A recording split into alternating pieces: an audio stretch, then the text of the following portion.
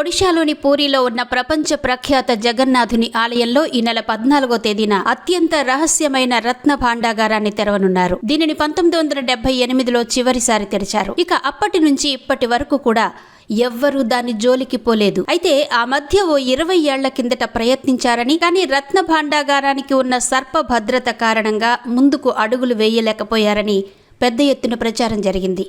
దీంతో అసలు ఈ రత్న భాండాగారం జోలికి ఎవ్వరూ పోలేదు.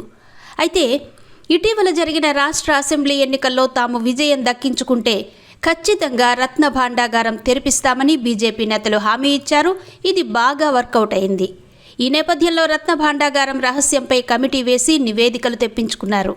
ఇక్కడ చిత్రం ఏంటంటే, ఈ భాండాగారాన్ని తెరిచేందుకు 2 తాళం చెవులుంటాయి. ఒకటి ఆలయం వద్ద ఉంటే రెండోది సర్కారు దగ్గర ఉంటుంది. సర్కారు దగ్గరున్న తాళం చెవి పోయిందని గత సీఎం నవీన్ పట్నాయక్ ప్రకటించారు. అయితే తాము భాండాగారాన్ని తెరవలేకపోతున్నామన్నారు.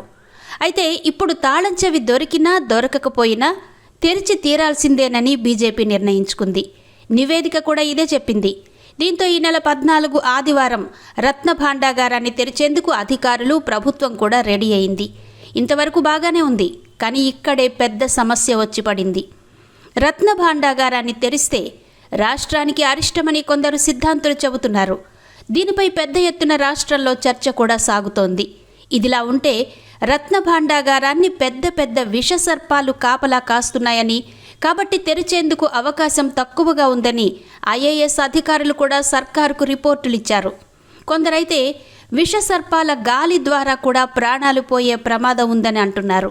దీంతో ప్రభుత్వం పాములు పట్టేవారు కావాలంటూ ప్రకటనలు జారీ చేసింది. అంతేకాదు వైద్య బృందాలను కూడా నియమించింది. మరోవైపు పూరి శంకరాచార్య మాత్రం రత్న భాండాగారాన్ని తెరవడం అరిష్టమని, రాష్ట్రంలో విపత్తులు సంభవిస్తాయని చెబుతున్నారు. మరి ఏం జరుగుతుందో చూడాలి. రాష్ట్ర వ్యాప్తంగా ప్రత్యేక హోమాలు, పూజలు కూడా జరుగుతున్నాయి. ఇదిలా ఉంటే రత్న భాండాగారం తెరిస్తే ఏం జరుగుతుందో తెలుసుకునేందుకు అంతర్జాతీయ నిపుణులు ఒడిశాకు చేరుకున్నారు.